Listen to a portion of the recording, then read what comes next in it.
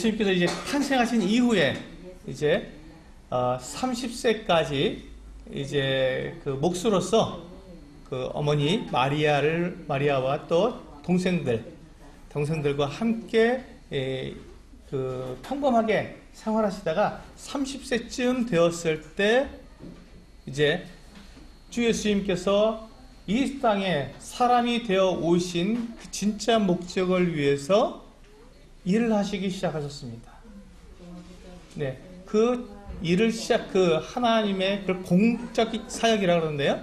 하나님의 공적 사역의 첫 번째 해에 해당되는 그때 일어난 사건들을 말씀을 드리면서 그게 무슨 의미가 있는가 우리에게 그것을 말씀을 드리겠습니다. 그 예수님께서 공생애, 그러니까 그 공적인 그 사역을 공생애를 3년 반 정도 이렇게 지내셨다고 학자들이 이렇게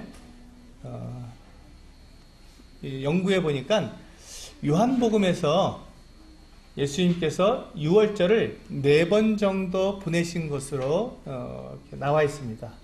유월절은 1년에 한 번씩 돌아오는 거니까 4번인데 4번째 유월절은 예수님께서 십자가 달리신 바로 그때가 바로 유월절이기 때문에 그 마지막 유월절을 십자가에서 맞이하신 그 같은 모습을 봤을 때 4번의 유월절을 지났기 때문에 유월절을 4번 만나면 3년이죠. 그리고 유월절 전부터 시작했기 때문에 약 3년 6개월 정도 예수님께서 공생애를 사셨다라고 우리는 생각을 합니다. 그래서 이 첫 번째 해는 이 예수님께서 이제 사역을 시작하시고 첫 번째 유월절을 맞이하는 그 기간을 첫 번째 해의 사역이라고 말을 합니다.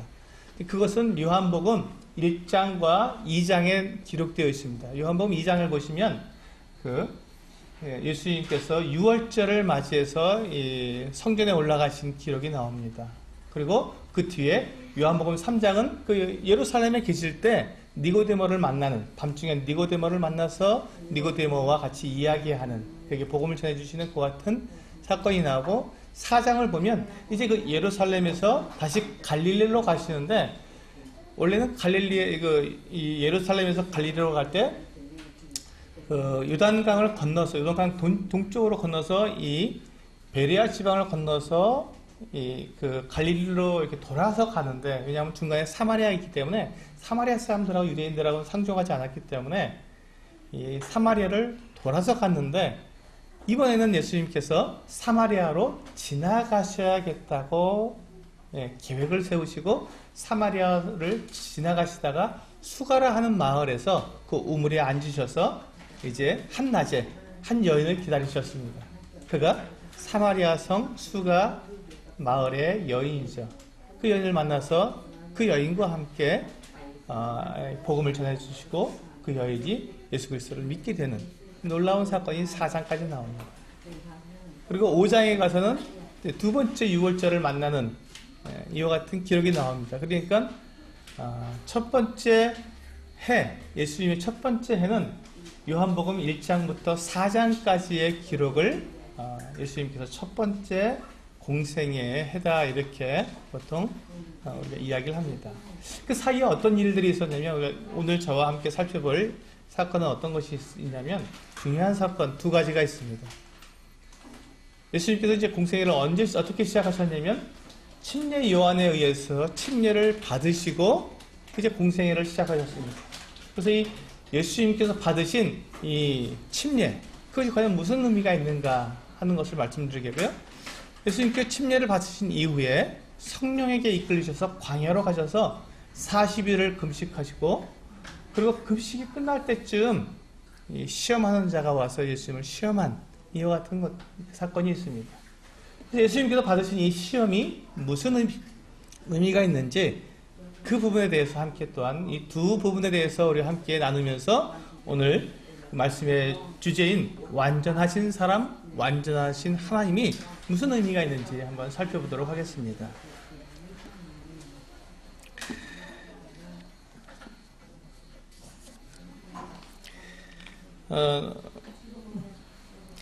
저는 이 그 복음서를 읽고 특별히 이 예수님의 첫 번째 해의 사역을 제가 이제 이렇게 그 살펴보면서 묵상해 보면서 그래서 한마디로 요약하면 무엇일까? 예수님께서 왜 첫 번째 해는 어떤 의미로 이와 같은 일들을 행하셨는가 하는 걸 생각했을 때 바로 이 완전하신 사람, 완전하신 하나님이라고 하는 이 주제를 제가 정하게 되었습니다. 예수님께서 이 세상에 오신 그 이유가 무엇일까요? 왜 예수님께서는 사람이 되셔서 하나님이시면 그것으로 충분하신데 왜 예수님께서는 사람이 되셨어야만 하는가 하는 그것입니다. 왜 예수님께서 사람이 되셔야만 하는가? 그것은 예수님께서 이 세상에 사람이 되신 그 이유는 예수님이 죽으셔야 했기 때문에 그렇습니다. 죽으셔야 했기 때문에. 예수님께서 사람이 되신 이유는 죽으시기 위해서 예수님은 사람이 되셨습니다. 만약에 예수님께서 하나님이신데 사람으로 태어나지 않으시고 그냥 하나님은 얼마든지 사람의 모습으로 자신을 나타낼 수 있기 때문에 그냥 짠 하고 어느 날 갑자기 사람의 모습으로 탁 나타나셔서 내가 너희를 위해서 죽겠다 고 죽으시면 하나님께서 죽으실 수 있으시겠습니까? 그것은 말이 안 된다는 것입니다. 하나님은 죽으실 수가 없기 때문에, 하나님은 생명의 근원이신 그분이 죽으실 수가 없기 때문에 예수 그리스도 하나님의 아들이신 하나님 성자께서 사람을 위해서 대신 죽으시기 위해서는 사람으로 자신을 제한하셔야만 했던 것입니다. 완전한 사람이 되시지 않으면 결코 사람을 위해서 죽을 수가 없기 때문에 예수님은 사람이 되셔야만 했던 것이죠. 그래서 사람으로 태어나신 것입니다. 예수님께서 사람으로 태어나셨을 때 하나님께서 처음부터 약속해 주셨던 아브라함의 자손이요 다윗의 자손으로 참 사람으로 태어나신 것이죠. 완전하신 사람으로 태어나신 것입니다. 예수님께서 만약에 완전하신 사람이 아니시라면 예수님은 우리를 위해서 죽으실 수가 없는 분이십니다. 그래서 예수님은 참 사람으로 태어나셨습니다. 여러분, 하나님께서 한 어린 아기로 태어나셔서 걸음걸이를 배우셔야 했고, 생각해 보세요. 하나님이 걸음걸이를 배우셔야 했다. 하나님이 말을 배우셔야 했다. 이거는 상상이 안 되는 일입니다. 하나님께서 다른 사람들에게, 부모에게 그것을 배워야 한다는 것은 너무나 말도 안 되는 상황이죠. 그런데 예수님은 우리를 위해서 죽으시기 위해서, 참 제물이 되시기 위해서 그렇게 참 사람으로 태어나신 것입니다. 처녀에게서 태어나신 것이죠. 그렇게까지 자신을 낮추셨고 그렇게까지 자신을 종의 형체로 만들어 오신 것입니다. 그래서 예수님은 참 사람이 되셨습니다. 그래서 이 참 사람 되신 이 예수님께서 이제 하나님을 위한, 하나님께서 이 땅에 보내주신 그 참된 목적을 위해서 그 공적 사역을 시작하시게 되는데, 그 사역을 침례로부터 시작하는 것을 볼 수 있습니다. 우리 그 주보에 보시면 마태복음 3장 1절부터 17절까지 있는데요. 우리 교독을 한번 해보겠습니다. 제가 먼저 한 절 읽고 성도님들이 한 절 읽고 교독을 한번 해보겠습니다. 그때 세례 요한이 이르러 유대 광야에서 전파하여 말하되 천국이 가까웠느니라. 그는 선지자 이사야를 통하여 말씀하신 자라. 일러스되 광야에 외치는 자의 소리가 있어 이르되 너희는 주의 길을 준비하라. 그가 오실 길을 곧게 하라 하였느니라.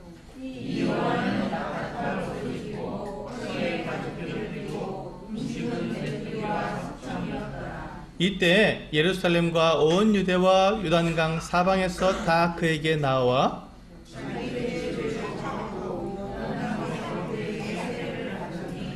요한이 많은 바리새인들과 사두개인들이 세례 베푸는 대로 오는 것을 보고 이르되 독사의 자식들아 누가 너희를 가르쳐 임박한 진노를 피하라 하더냐. 속으로 아브라함이 우리 조상이라고 생각하지 말라. 내가 너희에게 이르노니 하나님이 능히 이 돌들로도 아브라함의 자손이 되게 하시리라.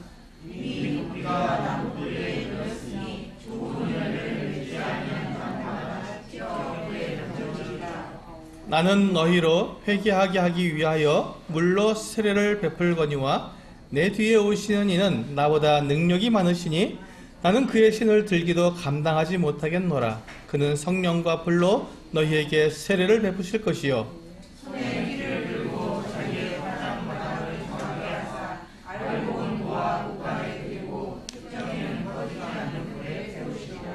이때 예수께서 갈릴리로부터 요단강에 이르러 요한에게 세례를 받으려 하시니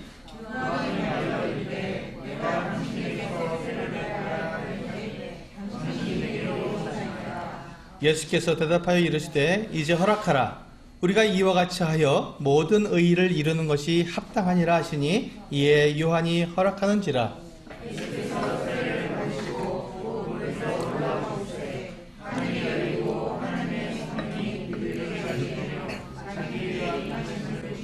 네, 같이 읽겠습니다.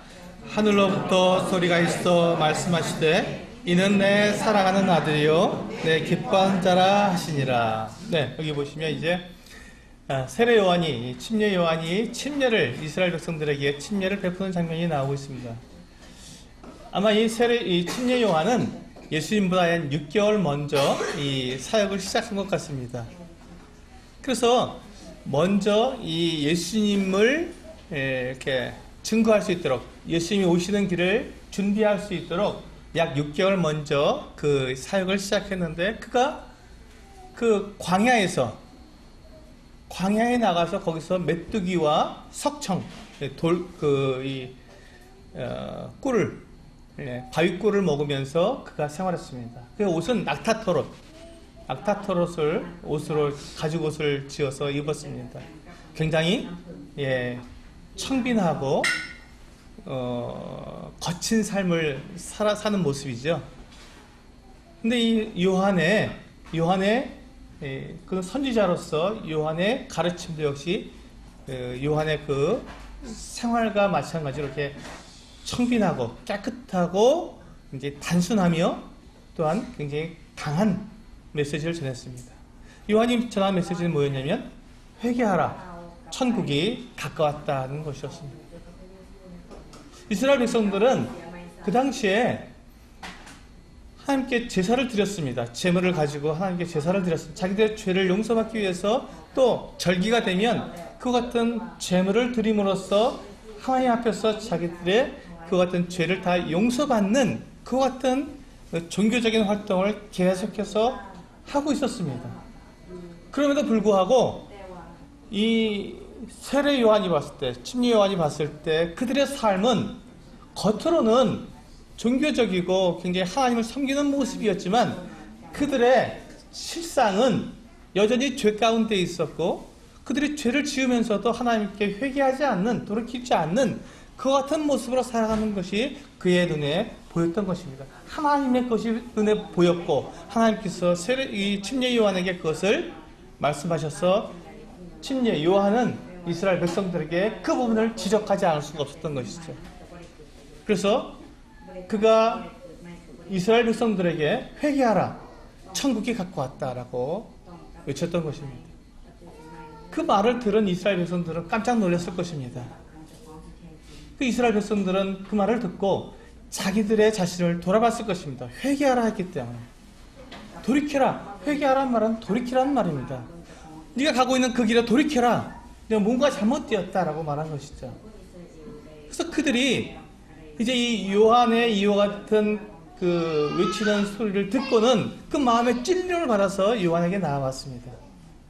그러던 그들이 나왔을 때 요한이 그렇게 말을 했죠. 너희들이 그 죄를 다 자백하고 돌이키라는 것입니다. 그리고 돌이킨 그 같은 돌이킴의 그 증거로서 침례를 받으라는 것이죠. 물에 들어갔다가 장사되었다 다시 살아나라 새 사람이 되라는 것입니다. 그 침례식을 행함으로써 너희가 이제 하나님께로 돌이켰다고 하는, 다시는 그 길로 돌아가지 않겠다고 하는 그와 같은 것들을 증명해 보여라 하고 요한이 그 이스라엘 백성들에게 그것을 요구했습니다. 그러자 그들이 자기들의 죄를 자복하고 요한에게 나와서 그와 같은 침례를 받게 되었던 것이죠. 누가복음 3장에 보면 거기서 이제 이 이스라엘 백성들이 요한에게 묻습니다. 그럼 우리는 어떻게 살아야 합니까? 이제 앞으로 침례를 받게 되면, 우리 회개하고 침례를 받게 되면 우리는 어떻게 살아야 합니까? 라고 물어보는 장면이 나옵니다. 또 누가복음 3장에 그때 요한이 뭐라고 가르치냐면, 너희가 옷이 두 벌 있는 사람은 없는 자에게 나눠주고 먹을 것이 있는 자도 그렇게 하며, 세리들에게는 너희가 당연히 부과해야 될 세금만 부과하고 더 많이 부과하지 말아라. 그리고 군인들에게는 너희가 강제로 강탈해 가지 말고 너희들이 받는 그 급료에 만족해라. 그것으로 끝내라. 그러니까 그들이 지금 현재 잘못하고 있는 것들, 그들이 사랑을 베풀지 못하고 있고 하나님의 백성으로서 올바로 살아가지 못하고 있는 그 부분을 지적하면서 이제 너희가 돌이키라는 것입니다. 거기서 돌이키라. 그리고 돌이켰다면, 회개했다면 다시는 그리로 돌아가지 말라고 말하는 것입니다. 여러분, 회개는 한순간에 이루어지는 일이 아닙니다. 물론 회개는 우리가 한순간 우리가 결심으로 제가 제 죄를 깨닫고 이제 하나님께로 제가 돌이키겠습니다 하고 한순간에 우리가 결심하는 것이지만, 회개에 합당한 삶은 그 이후로 하나님께로 향해서 계속해서 나아가는 삶입니다. 그러므로 회개는 한순간으로 끝나는 것이 아니라 우리가 주님 나라 갈 때까지 그 회개의 삶은 계속해서 진행되고 있는 것이죠. 그래서 이 회개를 했다고 하는 것은 우리가 회개한 이후에 시간이 지나면 지날수록 우리는 점점 하나님께로 가까이 나아가는 것이고, 우리는 점점 하나님을 닮아가는 것이기 때문에 우리 하나님 보시기에 우리에게 있어서 이 잘못된 부분들, 죄악된 부분들, 이와 같은 부분들을 하나씩 다 떼어내는 그와 같은 삶이 우리들에서 있는, 그래서 시간이 많이 지났다면, 때가 오래되었다면 마땅히 그는 하나님을 더 닮아 있어야 하고 그에게서 하나님의 모습이 더 많이 나타나야 한다는 것입니다. 이것이 회개에 합당한 삶을 사는 사람들입니다. 우리는 때때로 나는 회개했으니까, 나는 옛날에, 난 예전에, 그날 몇 년 전에 나는 회개했으니까 난 그것으로 됐어, 난 구원 받았어 라고 말하는 경우가 있는데, 맞습니다. 그것으로 우리는 회개의 삶을 시작했습니다. 그것으로 끝나고 그 자리에 그냥 머물러 있는 것이 아니라, 회개는 돌이켜서 하나님께로 향해 나아가는 그 삶을 말하는 거기 때문에 그 자리에 머물러 있는 것이 아니라 하나님께로 나아가는 삶, 하나님을 닮는 삶을 말하는 것입니다. 요한이 바로 그와 같은 그 회개의 세례를 베풀었던 것이죠. 그런데 주 예수님께서 어느 날 이 요한이 세례 베푸는 곳으로 오셔서 요한에게 그런 어떤 침례를 받으려고 나아오셨습니다. 그러니까 요한이 우리 그 본문에서 보시면 본문 13절에 보면, 이때 예수께서 갈릴리로부터 요단강에 이르러 요한에게 세례를 받으려 하시니, 14절에 보니까 요한이 말려 이르되 내가 당신에게서 세례를 받아야 할 터인데 당신이 내게로 오시나이까. 요한이 내가 주님 당신에게 세례를 받아야 하는데 어찌 저에게 침례를 받으려고 하십니까? 안 됩니다 하고 말렸습니다. 당연하죠. 예수님은 죄인이 아니십니다. 예수님은 완전하신 하나님이십니다. 그렇기 때문에 예수님은 이 죄를 자백하고 회개의 세례를 받으실 이유가 전혀 없었죠. 예수님은 그런 분이 아니십니다. 예수님은 완전하신 하나님이시기 때문에 그분은 침례를 받으실 이유가 전혀 없었던 것입니다. 그런데 예수님은 완전하신 사람으로 오셨기 때문에, 완전하신 사람의 그 자리에 서시기 위해서 침례를 받기로 하셨던 것입니다. 15절에서 보시면 뭐라고 말씀하냐면 예수께서 대답하여 이르시되 이제 허락하라. 이제 허락하라. 우리가 이와 같이 하여 모든 의를 이루는 것이 합당하니라. 예수님께서 요한에게 이 회개의 세례를 받는 것이 모든 의를 이루는 것이라고 주님은 말씀하셨습니다. 이게 무슨 말입니까? 예수님께서 사람을 대신해서 하나님의 이 공의의 심판을 받기 위해서는 예수님께서 죄인의 자리에 서셔야 한다는 것입니다. 예수님은 거룩하시고 완전하시고 죄가 조금도 없으신 완전하신 하나님으로서 거룩하신 분이시지만 거룩하신 그 하나님으로서 심판을 받을 수 없기 때문에 사람의 자리에 서셔야 한다는 것이죠.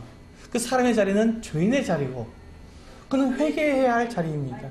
그래서 예수님은 사람의 모습, 사람으로 완전한 사람으로 오셨기 때문에 완전한 사람으로 사람의 자리, 그 죄인의 자리에 서신 것이죠. 예수님께서 죄인의 자리에 서셨다고 해서 예수님이 죄인이라는 것은 결코 아닙니다. 예수님은 그 순간도 완전한 거룩하신 하나님이십니다. 예수님은 단 한순간도 하나님이 아니신 적이 결코 없으신 완전하신 하나님이십니다.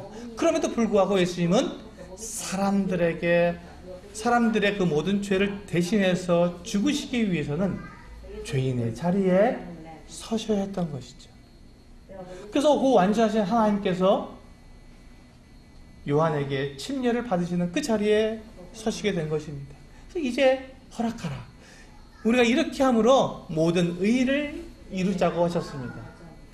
이 의는 예수님께서 이제 죄인의 자리에 서셔서 사람들 대신 죄인이 되셔서 십자가 달려 죽으심으로 하나님께서 사람들에게 주시는 완전한 의, 하나님으로부터 오는 그 의를 이루자고 하는 것입니다.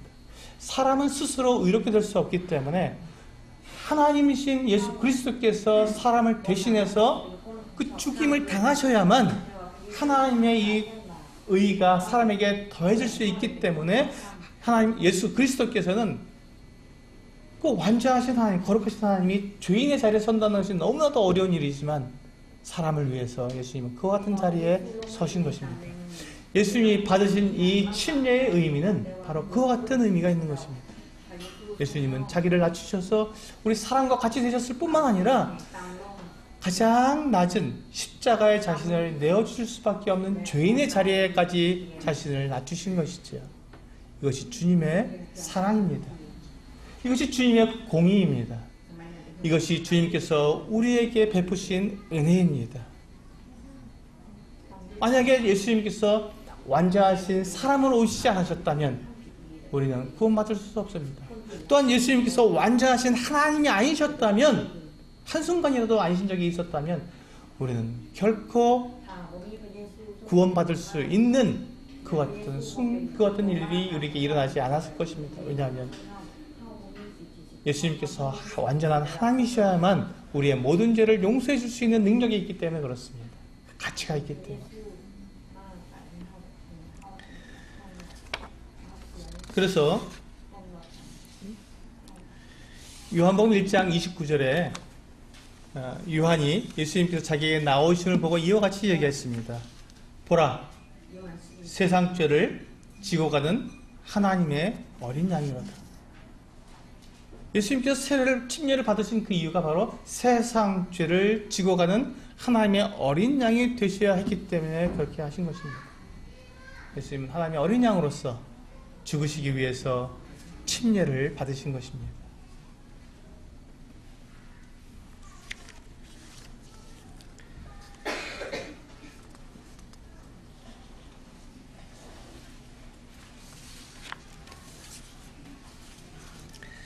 예수님께서 이렇게 침례를 받으신 다음에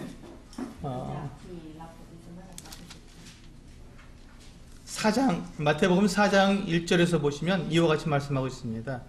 그때 예수께서 성령에게 이끌려 마귀에게 시험을 받으러 광야로 가사 40일을 밤낮으로 금식하신 후에 줄이신지라. 여기 보시면 이제 예수님께서 이 침례를 받으신 다음에 성령께서 예수님을 광야로 이끌어 가셨습니다. 그리고 그 광야에서 40일 동안 금식을 하게 하셨습니다. 자, 이 예수님께서 금식하신 것은 예수님께서 억지로 하신 것이 아니라 성부 하나님과 성령 하나님과 성자 예수님이 함께 한 마음으로 금식하기로 하신 것입니다. 왜냐하면 예수님은 완전한 사람이 되셨기 때문에 사람으로서 느끼는 가장 큰 고통이 배고픔입니다. 사람은 배고프게 될 때 사람은 고통을 느끼게 되고 죽음을 두려워하게 됩니다. 죽음을 느끼기 때문에. 혹시 우리 성도들 중에서 40일 동안 금식해 보신 적 있으십니까? 밤낮으로 그것도. 저도 못 해봤습니다. 40일 동안. 근데 40일 동안 금식하신 분들이 종종 있는데 그분들에게 제가 물어보면 정말 죽을 것 같다고 합니다. 그래서 40일 금식을 다 마치고 나면 바로 밥을 못 먹고 미움부터 다시 시작해야 됩니다. 위가 감당하지 못하기 때문에 미움을 먹고 죽을 먹고 다시 밥으로 며칠 동안 일주일 이상을 그렇게 속을 다스려서 밥을 먹도록 그렇게 해야 합니다. 그렇게 위험한 것이죠. 일반적으로 40일 금식하다가 이렇게 소천하는 분들도 참 많습니다. 40일을 다 못 채우고 기력이 다 소진돼서 죽는 경우가 많습니다. 40일을 금식한다는 것은 죽음과 맞서는 것입니다. 정말 고통입니다. 배고픈 고통이 너무나 크죠.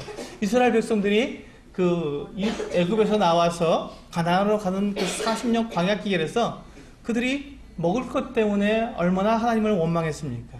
얼마나 많은 불평을 했습니까? 하나님께서 그래서 이스라엘 백성들에게 만나를 주시고 메추라기를 주셨지만 그들이 그것을 먹으면서도 하나님을 불평을 했습니다. 먹는 것은 사람들에게 있어서 먹는 것처럼 이렇게 예민한 것이 드물 겁니다.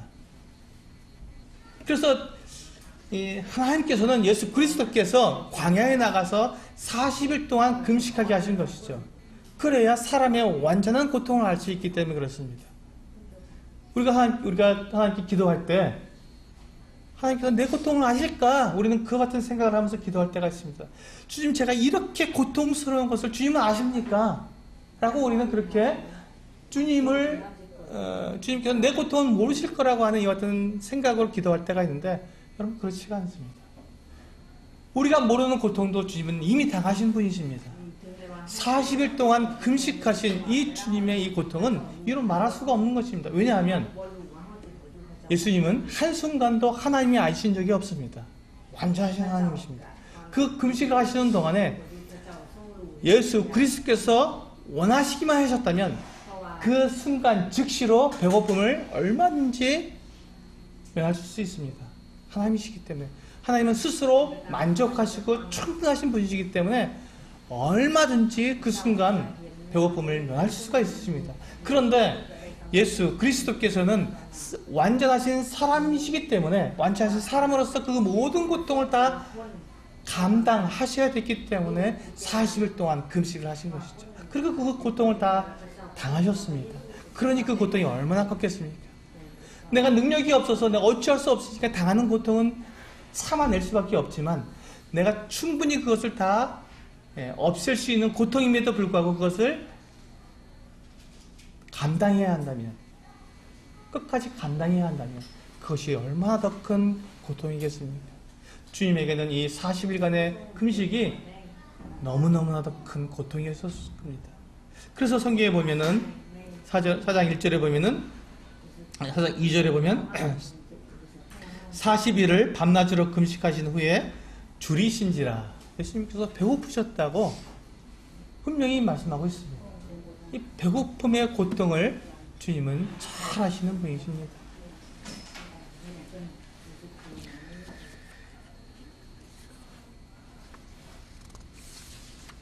그래서 예수님께서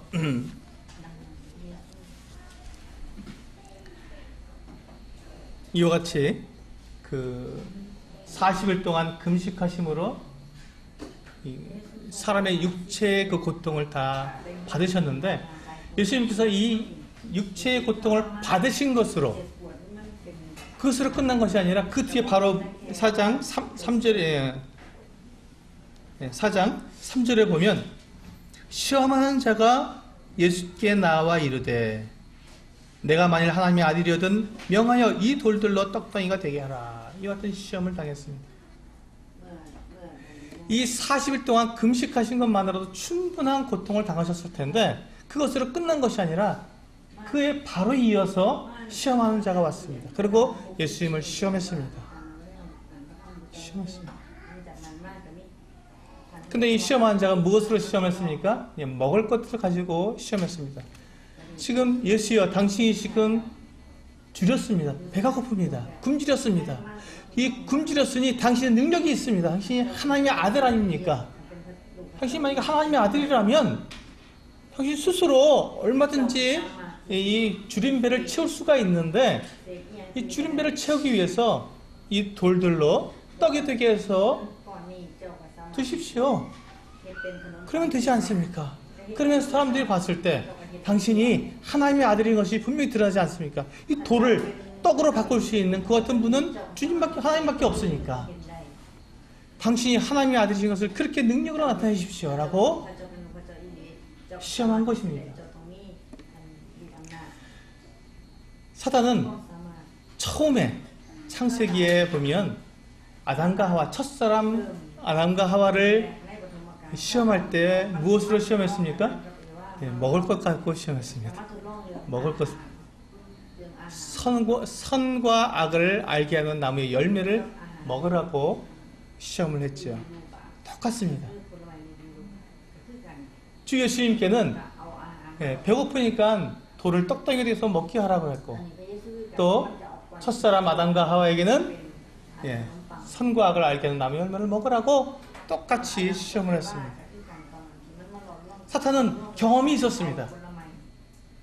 아담과 하와를 속였던, 아담과 하와를 시험해서 자기가 이겼던 그런 경험이 있었기 때문에 당연히 예수 그리스도께서 그 사람이셨기 때문에 그 굶주림을 통해서 시험하면 충분히 이길 수 있다고 생각하고 시험을 했을 것입니다. 그런데 주님께서는 그 같은 시험을 당했을 때 주님은 그 시험에 실패하지 않으셨습니다.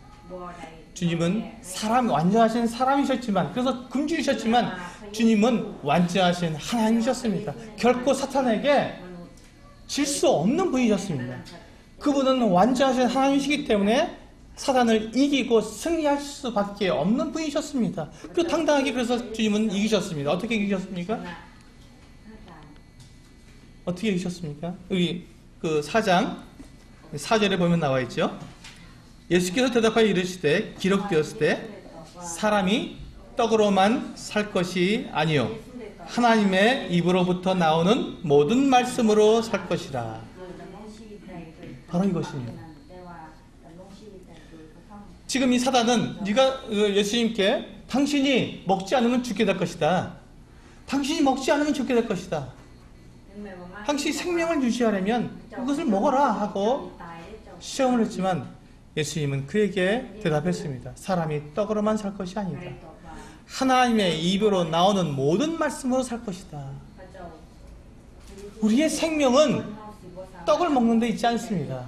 우리의 영원한 생명은 우리가 이 땅에서 누리는 물질에 있지 않습니다. 그것은 있다가도 없을 수 있고, 또 우리가 이 땅에서 떠나가게 될 때 다 이 땅에 놓아두고 가야 할, 버리고 가야 할 그 같은 것들입니다. 그것들이 영원한 생명과 아무런 상관이 없는 것들입니다. 그러나 우리에게 영원한 생명을 주시는 것은 하나님의 말씀이라는 것입니다. 하나님의 약속이 우리에게 영원한 생명을 주시는 것입니다. 그렇기 때문에 만약에 우리가 이 땅에서 이 먹는 것 때문에 우리가 시험을 당한다면 우리는 그것을 얼마든지 하나님의 말씀으로 이길 수 있는 것이지요. 또 이겨야 하는 것입니다. 주님은 그것을 하나님의 말씀으로 우리가 산다고 하는 말씀으로 사단의 유혹을 이기셨던 것입니다.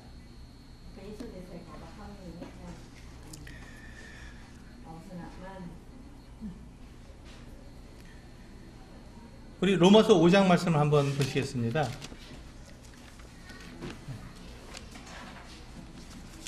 로마서 5장 18절과 19절에 보시면 이와 같이 되어 있습니다.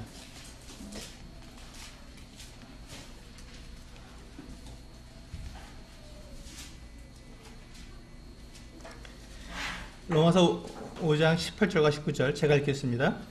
그런즉 한 범죄로 많은 사람이 정죄에 이른 것 같이 한 의로운 행위로 말미암아 많은 사람이 의롭다 하심을 받아 생명에 이르렀느니라.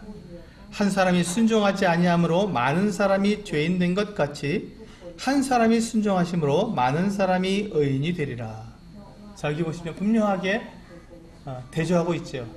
한 사람이 순종하지 않았습니다. 그게 누굽니까? 아담입니다. 첫사람 아담이 순종하지 않으므로 많은 사람이 죄인이 되었습니다.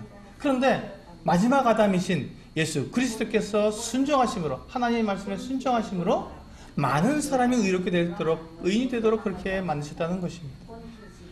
첫사람은 그 시험에 실패해서 죄인이 되었지만 마지막 사람이신 완전하신 사람, 완전하신 하나님이신 예수 그리스도는 사단에게 승리하셨고, 그래서 창세기 3장 16절에서 예언하신 대로 그 여자의 후손이 뱀의 머리를 밟는 것처럼 지금 이 자리에서, 이 시험에서 이기심으로 뱀의 머리를 밟으신 것입니다.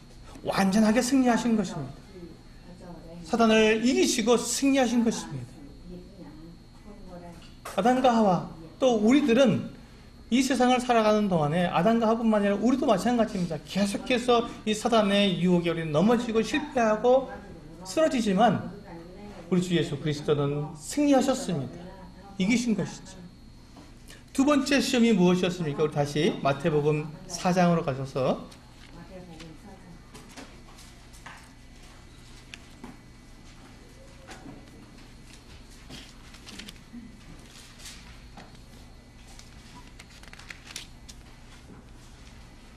네, 두 번째 시험은 5절부터 나옵니다. 마태복음 4장 5절. 이에 마귀가 예수를 거룩한 성으로 데려다가 성전 꼭대기에 세우고 이르되 내가 만일 하나님의 아들이어든 뛰어내리라. 기록되었을 때 그가 너를 위하여 그의 사자들을 명하시리니 그들이 손으로 너를 받들어 발이 돌에 부딪히지 않게 하리로다 하였느니라. 참 놀랍죠. 사단이 이제 예수님께 굉장히 공명심을 주기로 했습니다. 사람들 앞에 자신을 막 드러내도록 그렇게 했습니다. 그래서 예수님을 거룩한 성 예루살렘으로 이끌고 가서 성전 꼭대기에 세웠습니다. 그리고 그 성전 꼭대기에서 뛰어내리라는 것입니다. 당신이 만약에 하나님의 아들이거든, 당신 하나님의 아들이 맞다면 뛰어내려도 이 천사들이 당신의 발을 붙들어서 땅에 부딪히지 않게 할 테니까, 안전하게 땅에 내려올 테니까, 만약 그 모습을 그 예루살렘 그 성전 앞에 있는 유대인들이 그것을 본다면 당신도 하나님의 아들로 인정하지 않겠습니까? 그러니까 그렇게 뛰어내려서 당신이 하나님의 아들인 것을 증명해 보이시오라고 말을 했던 것입니다. 그러나 예수님은 그렇게 하지 않으셨습니다. 뭐라고 대답하셨습니까? 7절에 보니까 예수께서 이르시되, 또 기록되었을 때 주 너의 하나님을 시험하지 말라는 것입니다. 그것은 하나님을 믿는 믿음이 아니라 그것은 불신하는 믿음이라는 거예요. 하나님을 시험하는 것은 불신에서 나온 것이라는 것입니다. 하나님을 시험할 필요가 없는 거예요. 하나님 우리는 믿는 대상이지, 신뢰의 대상이지 시험할 대상이 아닙니다. 하나님은. 여러분, 하나님을 오해하지 마십시오. 하나님은 우리 사람들에게 시험을 받을 만큼 그렇게 작은 분이 아니십니다. 그런 대상이 아니세요. 우리가 하나님을 시험해 볼 만한 그런 대상이 아니십니다.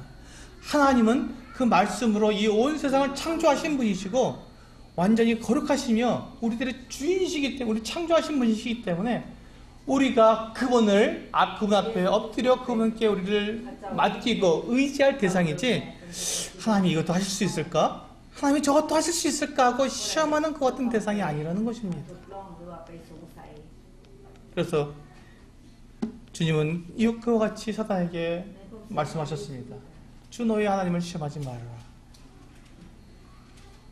만약에 우리가 사단에게 그와 같은 시험을 받는다면, 내 자신을 막 높여서 공명심을 갖게 한다면, 그래 내가 다른 사람이 좀 나에게 능력을 좀 보여주지, 그래 내가 얼마나 이게 경건하며 내가 얼마나 능력 있는지 사람들이 좀 보여주지. 그래 난 이런 사람이야 라고 난 나타날 거야 라고 그런 마음이 우리 속에서 싹 들어오거든.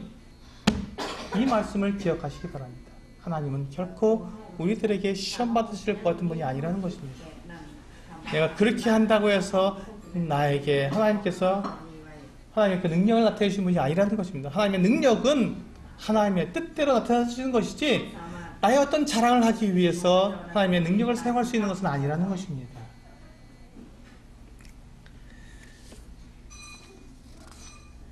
이제 세 번째 마지막 시험을 사단이 예수님께 하고 있습니다. 8절에 보시면 마귀가 또 그를 데리고 지극히 높은 산으로 가서 천하만국과 그 영광을 보여 이르되 만일 내게 엎드려 경배하면 이 모든 것을 내게 주리라. 이에 예수께서 말씀하시되 사탄아 물러가라. 기록되었으되 주 너의 하나님께 경배하고 다만 그를 섬기라 하였느니라. 사단이 이제 가장 극에 달한 시험을 했습니다. 천하만국을 보여주고 그 영광을 보여주면서 자기에게 경배하면 그 모든 것들을 다 주님께 주겠다고 그렇게 시험을 했습니다. 이것은 우상숭배를 말합니다. 하나님이 아닌 다른 것에 경배하는 것은 우상숭배입니다. 어떻게 하나님이 사단에게 경배할 수, 엎드려 절할 수 있겠습니까? 있을 수도 없는 일입니다. 그럼 사탄이 원하는 것은 무엇입니까? 사탄이 원하는 것이 무엇입니까? 사탄은 하나님과 겨루어서 이기려고 하는 것입니다. 자기가 하나님 자리에 앉고 싶어 하는 것입니다. 그래서 완전하신 사람으로 자기를 제한하신 예수님께 와서 그 예수님을 시험한 것입니다. 예수님의 그 육체의 연약함을 보고는 시험한 것입니다. 나에게 엎드려 경배하시오. 그러면 내가 당신이 십자가를 지지 않고도 죽지 않고도 얼마든지 이 모든 나라, 이 세상 모든 나라를 다 당신이 다스릴 수 있는 당신이 왕이 될 수 있는 모든 권위를 당신에게 주겠소 라고 시험한 것입니다. 사탄은 그와 같이 교묘합니다.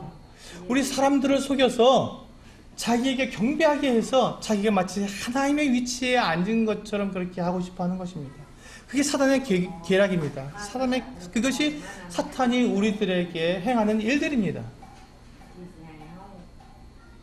하나님이 아닌 다른 것에 우리가 경배하도록, 하나님이 아닌 다른 것을 우리가 더 우선하도록, 하나님보다 더 우선하도록 우리를 그렇게 유혹하는 것입니다.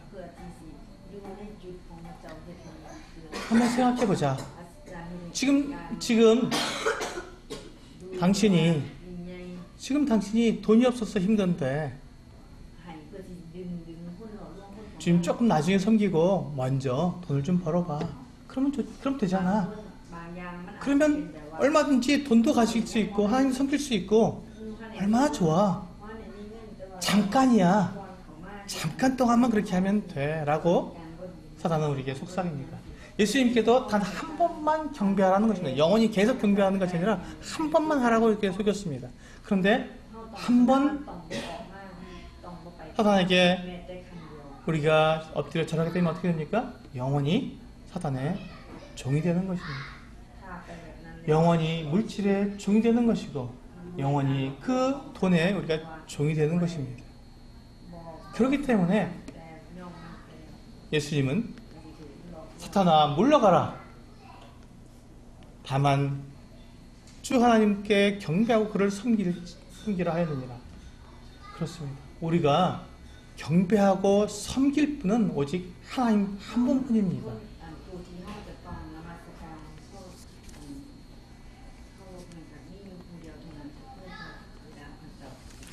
우리는 결코 우상에게 절할 수 없습니다. 그리고 우리뿐만 아니라 우리 자녀들도 마찬가지입니다. 우리 자녀들도 우상에게 절하게 놓아둘 수가 없습니다. 우리는 그렇게 우리 자녀들을 하나님 앞에서 자라도록 우리는 그렇게 가르치고 인도해야 합니다.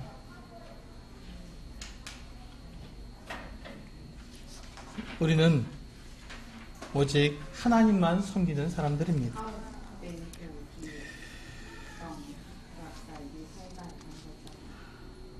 우리가 이렇게 이 복음서에서 그리스도께서 하신 말씀과 또 그분이 하신 일을 살펴보면서 우리가 결론을 내려야 하는 그 결론적으로 할 수 있는 말이 무엇이냐면 예수님은 하나님의 아들이시다 하는 것입니다. 우리 요한복음 맨 마지막 요한복음 20장 31절을 보시겠습니다. 요한복음 20장 31절.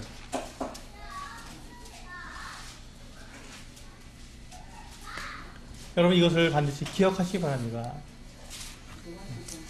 요한복음 20장 31절. 이 말씀을 반드시 기억하시길 바랍니다. 같이 읽겠습니다. 시작. 오직 이것을 기록함은 너희로 예수께서 하나님의 아들 그리스도이심을 믿게 하려 함이요 또 너희로 믿고 그 이름을 힘입어 생명을 얻게 하려 함이니라. 그렇습니다. 우리가 지금 이 복음서를 읽고 있는 이유, 마태복음, 마가복음, 누가복음, 요한복음을 우리에게 기록해서 우리에게 읽게 하는 그 이유가 뭐냐면 이 복음서를 통해서 예수님께서 하나님의 아들 그리스도이심을 믿게 하라는 것입니다. 그리고 그분을 믿음으로 우리가 생명을 얻게 하라는 것입니다. 그러므로 우리가 지금 예수 그리스도에 대해서 우리가 지금 배우고 있는 이 모든 내용들을 통해서 우리는 예수 그리스도께서 누구시라고요? 하나님의 아들이심을 우리는 알아야 한다는 것입니다. 그래서 그분은 처녀에서 태어나셨기 때문에 그는 완전하신 사람으로 태어나신 분이십니다. 그분은 아기셨고 점점 자라서 청년이 되었고 그분은 성인이 되셨습니다. 완전하신 사람으로 태어나신 분이십니다. 뿐만 아니라 그분은 그 어느 한순간도 그 처녀에게 잉태되시는 그 순간부터 그 어느 순간도 단 한순간도 하나님이 아니신 적이 없는 완전하신 하나님이셨습니다. 그래서 그것을 사단의 이 모든 시험을 이기시고 승리하심으로 우리들에게 보여주신 것입니다. 예수님께서 시험을 당하신 이유는 우리와 동일하게 사람이라는 것을 나타내 주신 것이고 그 시험에서 승리하신 것은 그분은 우리를 모든 시험에서 승리하게 하시는 하나님이시라는 것을 우리에게 보여주는 것입니다. 그러므로 우리가 이 땅 가운데 살아가는 동안에 우리가 많은 어려움과 고난과 고통 가운데 있을 수 있습니다. 하나님 앞에 정말 무릎 꿇고 울부짖을 수밖에 없는 그 같은 어려움이 우리에게 있을 수가 있습니다. 그리고 도무지 그 어려움과 혼란 속에서 벗어나지 못할 것 같은 그와 같은 상황에 내가 처해 있다고 하는 생각이 들 때도 있습니다. 그러나 걱정하지 마십시오. 사단이 여러분들을 그때 시험하고 유혹할 것이지만 그러나 걱정하지 마십시오. 왜냐하면 예수 그리스도는 우리를 사랑하시며 사단을 완전히 이기신 승리하신 하나님이시기 때문에 그렇습니다. 그분이 나를 사랑하시는데 어떻게 사랑하냐면요, 우리 주보 맨 앞에 보시면 금주의 묵상 구절이 있습니다. 로마서 8장 38절과 39절 말씀이 있습니다. 로마서 8장 38절과 39절입니다. 네, 이 말씀을 읽고 마치도록 하겠습니다. 네, 같이 읽겠습니다. 시작.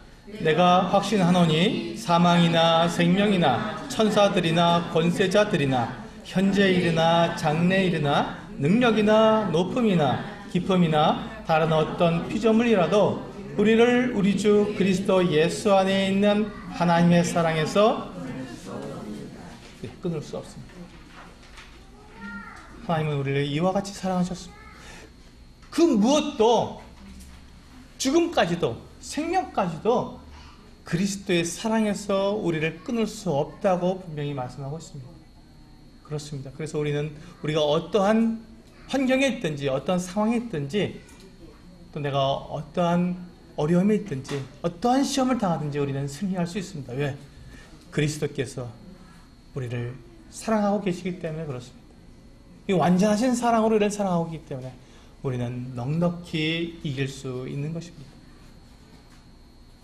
기도하시고 마치도록 하겠습니다.